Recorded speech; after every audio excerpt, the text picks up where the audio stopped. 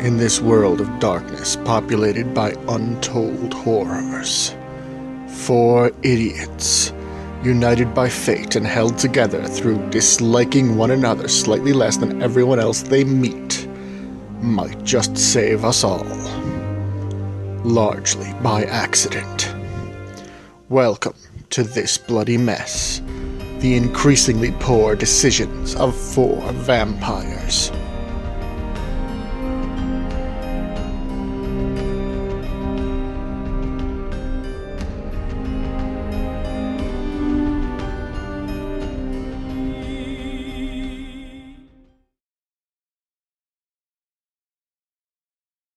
In the last episode. Perhaps. Yes, you're a new child. I shall make that your first test. Get clothes? Get clothes. There are a handful of people out there now. Oh. And she reaches over, opens the door, and pushes you out it. Oh, what? Hey guys. How's it going? You're naked. You should give me your clothes. I'm not gonna give you my clothes, dude. He looks at you, then looks down at his clothes, and just starts flinging them all around the room. Whoa. In fact, he's doing so in a seductive dance number. This tutorial's weirder than a lot of the other ones. Would I be able to figure out where I can find, the evidence? I'd just like to take a moment to point out that you're still wearing a bib. Oh. Meh. You arrive at the mall in fairly short order. I'm assuming it's locked. Yep. And now the story continues. Alright, unlock it, son bitch. Oh yeah. Yeah, you slip through and you kind of have to improvise the tools because you don't have them because they were with your body. Or presumably with your clothes now. But you're able to get the lock open. Alright. Inside you find a variety of pop culture related items.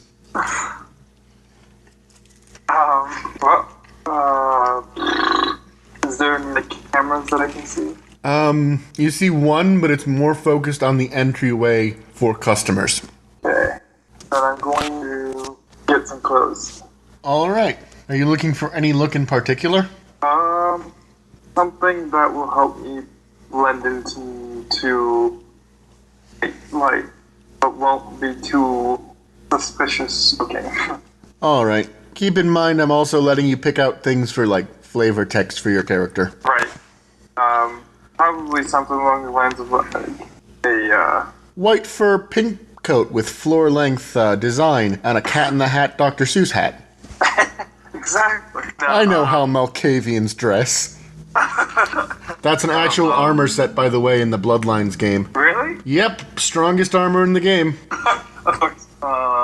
Picture obliterating the two most powerful vampires in the city wearing that outfit, then flipping off the third most powerful. Because that's how it ends if you're playing as me. That's funny. Yeah, probably along the lines of, cargo pants and a t-shirt. Alright. And a zipper hoodie, too. All in all, you look reasonably together. So no need to find clothes for... Speaking of, what's her name again? Margaret. You see her in a corner. She's wearing a random big furry hat she picked up. She appears to be trying to wear a backpack on her front, and she's trying to figure out how to wear a t-shirt on her legs. God damn it. This skirt is most perplexing. I guess I'll show her to the skirt section or pants section. She picks up what appears to be a TARDIS-themed skirt and says, "Oh, lovely! I can pose as an officer." That's not how that works.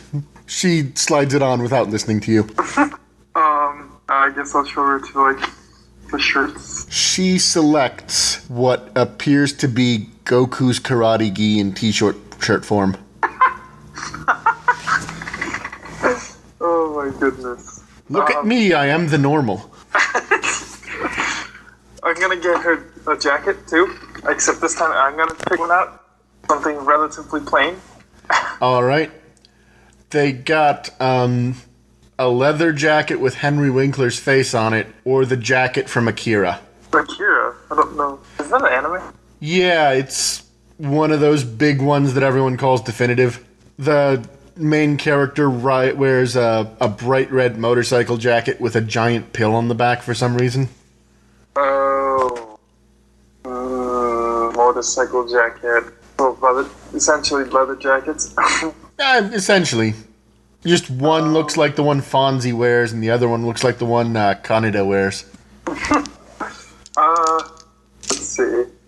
I'm gonna have to go with, do they have a plain, or something that's not like a leather jacket? Well, might as well go on a theme here. Sure. You just find some weird windbreaker type thing with a cast of characters from some Cartoon Network show you've never seen before on the back. Okay, let's go with the leather jacket with the pill on it. Alright. You dress her in a bright red Canada jacket. Actually, not bright red. The other one, the one that's black. Alright. You slide her into a Happy Days Fonzie jacket. You try to teach her to go, "Ayy." She takes to it well. Alright. We should probably get out of here now. Excellent idea. Shoes. Need shoes. Well, we can just glass over that part because I can't think of any interesting shoes. You both have shoes. Awesome. She turns to you and she says, "And now we need to return to a haven so that we can be sure to establish a safe place to sleep in the night. I found a lovely cave during the date yesterday." A cave? Yes, someone covered the top in metal, and I crawled down into it and it smelled horrendous, but it was very safe from sunlight. Oh, you went into a sewer drain. You don't want to go in those. So what kind of domicile do mortals of the 21st century? Yeah. So let's, I guess my house might be, they didn't know who I was, right? They didn't have because it said John Doe on my tag? That is correct. Alright, we can just go back to... Now let's roll to see if your character figures that out. Not really. Alright. Intelligence a 1. No, but you figure that out piece by piece. I would say it's more wits than anything anyway. But yeah. You piece it together that they don't know who you are. You live in sort of a dilapidated apartment, which normally you like this, but you think back to it and you realize it has really big windows. Oh, that's not good. You think maybe you can piece something together from it, though, but it's not a great scenario. It's like you have blinds, but you're not sure if you'd stake your life on those things. Right. Let's go to the... Do vampires get cold and stuff? It's not as much of a comfort problem for them to be cold, no. Okay. You're currently coasting a body temperature of room temperature. Is there, any, abandoned train yards? Interesting thought. Using your knowledge of the city, yes. You realize there is one not too far from here. Alright, stake out in a train car for now, until we can get better sunlight insulated house. Or maybe we can dominate some people to let us live somewhere. So, during a brief walk to the train yard, while you have to explain to your sire what a train is, the thought does occur to you of dominating people. What do you want to do with that thought? I'm gonna steer away from that, because I don't know how strong my powers are yet. And also that seems dangerous in its own way. Alright, so you settle for the train? Yeah. Alright, you find an abandoned train car with no apparent signs of disturbance in quite a long time. Okay. You attract the attention of some nearby hobos, but they seem friendly enough. Alright, I'm gonna make it so that the doors can't be opened from the outside during the day. Alright. So, once you guys are set up, you see that Margaret is poking what appears to be a smartphone. Where'd you get that? Oh, this. I stole it from a bag of stuff that seemed to be yours when we were in the building with the constabulary. You had my stuff? That's... Okay. What is this tiny mystical light box, and what fairies did you have to bargain with to get it? You can just get those now. They're called a phone. They're essentially, you can talk to people from long distances. Here, you know what? Tomorrow, I'll show you. Fascinating. It says that this device can give me a tube. Tube? Yes, one especially for me. Okay, so, yeah, let me see that. She hands you the phone. Okay, so, do I have any missed calls or anything? 6. It looks like 4 are from Carlos and 2 are from Fidget. Any voicemails? Yeah, looks like, each of them left one message before just trying to call you over and over again. I guess I'll go ahead and listen to both of them. Before I do, though, I'm going to tell Margaret that I gotta take care of some stuff. I gotta make sure, my buddies were okay, and this device will let me do that. I can show you how this works tomorrow night. Because I'm assuming, okay, so garlic is not bad for me, but I'm assuming light is bad for me still. Light, fire, werewolves, the usual. Werewolves? They don't like us, we don't like them, and they tend to try and eat us if we meet. Oh, so werewolves are real too? Jesus. Werewolves, ghosts, fairies, tiny magical light boxes from which tiny entertainers entertain me. I didn't think new things would happen while I was asleep. Yeah, this thing's free. We can get you your own tomorrow. Wondrous. Alright, so you listen to the voicemails? Yes. So the first beep happens and you hear, "Yo, Holmes, I'm sorry I'm not using the burner because, I tried it already and it said it was just off. I didn't know that happened, but I don't know.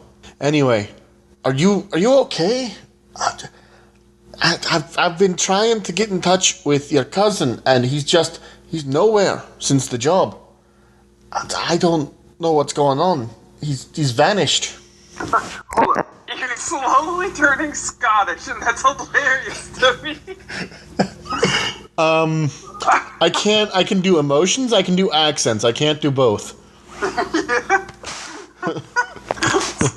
I'm terrible at it, but I just find it funny. Yeah. So, reminds me of a Let's Play I saw them, or like a live stream I saw them doing of this very game, where an NPC had a German accent, because it took place in Berlin, actually. And as he got more emotional, the accent got increasingly strong. So at one point, the game master just yells out, "And I'm becoming increasingly German!" Anyway, so he's just, what you get from this voicemail are a few things. 1, your burner's been disconnected somehow. 2, your cousin's just gone. And 3, Carlos is worried about you. Okay. What about the rest of this? Same thing, pretty much? Yeah, more or less. It's punctuated by about 30 seconds of solid screaming. And he asks you a couple times, "Do you know where your cousin is? I don't know where your cousin is. He's just gone, and you're gone, and I don't know what's happening, and there's a dead girl apparently. This is bad, man. This is fucked up. Oh, I can't go to jail. Too much pressure. Too much pressure." Okay, so, dead girl. Alright, I'm gonna try calling, Carlos. Yo, dog, what is it? It's like, holy shit, I didn't know Will. I went into Southern at the end there.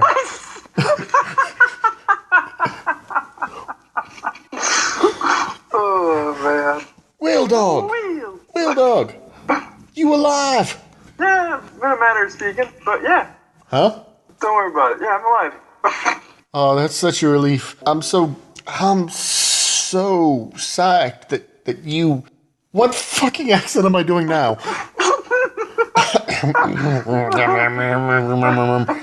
I'm so psyched. You and Morris got out of there all right. Where is he? I have no idea, man.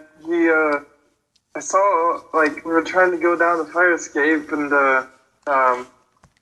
I looked down, and he had some girl at gunpoint, and the next thing I know, I hear a gunshot and tell him, I see him running off and saying we're going to meet at the rendezvous point. Shit, dog. Me and Fidget went to the rendezvous point. He wasn't there. No one was. And no one's seen him. He wasn't in the police or anything. What's more, he and that girl disappeared. We went back to the crime scene. She was just gone. The girl was gone, too? Yeah. Fidget thinks it's a cover-up, but I just think it's plain old weird. Oh, yeah. I've seen plenty of weird today. Well, I guess for now, just stay low. Don't do nothing. We got, I'll see if I get a hold of Morris. Tell Fidget to do the same. Will do. Okay, see you. And I hang up. Alright, so that takes care of your missed calls, assuming you're not going to call Fidget. Right. You've got maybe an hour left before sundown, or sunup if you want to do anything. I'm going to try calling Morris. Alright, you make the call, but it goes straight to voicemail. No rings, no nothing. Alright. Almost immediately, you hear a voice directly behind you go, "You rang, cousin?" You turn around and, well, there he is, just standing there. Again. What? Oh, you're that Morris that's in my head, aren't you? You got it. Do you know what happened to the real Morris? Shit, man, as far as I'm concerned, I am the real Morris. Just because I'm renting out space in your head doesn't mean I ain't real. You should thank me, because there's a lot of space up there. Hey. He leans back and winds up sort of floating in an imaginary hammock. Easy, cousin. You know I like to play games. Just let me enjoy it while I can. Do you have any ideas of where I can go? Where Morris might have went? He gives you another, level look, and he's just like, again, Morris is me. God damn it. But I can tell you, if I got in trouble the way fake Morris got in trouble, I'd go to the rendezvous point, and if I couldn't do that, I'd go home. Alright, so I guess this home's worth a shot to check tomorrow. I'd want to check a day, but we only have an hour before we have to get back. How far away is this house from here? It's actually only a couple blocks from your apartment, but you're pretty far from your apartment right now. Okay. I guess we'd have to wait tomorrow. Right? Yep. So, yeah, I guess we'll call it a night in here. Mm-hmm. So, I believe this is where the wonders of time skippery come in. What happens the next day is you guys go to Morris's apartment. You find his wife is there, his girlfriend is there, and he is not. She's distraught. She's freaking out. You're able to calm her because you're a Malkavian. Not a sentence I ever thought I would say. A few months pass. Margaret is obsessed with smartphones now. And pop culture, and while she usually has defaulted back to her, a new and improved version of her old-fashioned pagan wear dress, you also often find her in very much modern material as well. You also know that she's making a scene in the kindred community. You've seen a handful of appearances with her. Quite frankly, the community is freaky as hell. Okay. You've met people with no faces. Or people with faces that are like... bleh. One guy looked like he'd been on fire. Okay. In any case, you've met a lot of people. Most of them are suitably impressed with and or scared of your sire. Okay. In the meantime, we open in your little ramshackle hut in the train yard a few months, maybe 4 or 5 months after this entire incident went down. You awake to find that Margaret has just entered the haven, humming a jaunty tune. She usually wakes just before you, and makes some sort of, she does things before you wake up. Errands and such. Huh? I asked Margaret what's all that. Why are you so happy today? Oh, it's a wonderful day. It's the official day of the becoming. Oh, what? The becoming is a day on which sires who believe they are ready can suggest that their children, be allowed full status in vampire society. So, when do you think I'm ready? I think you're ready now. Oh boy. Do I have to take some kind of tests? I'm terrible with tests. Well, first and foremost, apparently, is a gala being hosted by and she just sort of does air quotes because she's learning culture fast. Acting prince of the city. She just mumbles something under her breath. I think you hear the words bloody Tremere. And then she says to you, first we must go to him and have you declared. And she takes out that suit again. No. Now, dearie, you must look your best. Fuck it, I'm gonna wear it. You don the suit and look like an enormous 3-year-old. Looking good, cousin. Shut up. Fine. And you see his mouth stretch in an exaggerated way, and it curves to contain his entire body, and he disappears inside his own closed mouth. Oh, darling, don't forget the hat. And she puts a hat with 2, tiny curls coming off of it on top of your head. What? You look ridiculous. And then she says, we must leave immediately. I've gotten us appropriate transport. What? She opens the train door. On the other side are 2 enormous tricycles. God damn it. Where is this becoming your gala thing? Just downtown. You expect me to ride this tricycle all the way downtown? You hear a honking sound, and you look over and there's a car nearby. Okay. And she says, no, dear, these are just your becoming presents. I've called a Uber. The Uber? Oh, okay. I think that's how it's pronounced. No, it's Uber. Bloody Germans. So, the 2 of you, I should mention in this moment, she is wearing sort of a bizarre goth Lolita outfit that, it's meant clearly for people of a much smaller size, but it makes her also look sort of like an enormous little girl. Oh my goodness. As the 2 of you climb into the Uber, it drives off in the direction of the gala for the becoming, and that is where we leave this prelude. Cool. That was fun. I'm glad. And we will open next time on the becoming with the 4 player characters meeting for the first time.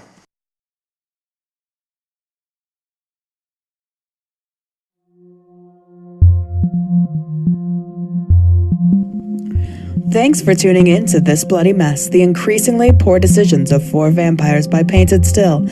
If you like this video, give it a like, consider subscribing to our channel. If you want to support our content, we have a Patreon, link is in the description.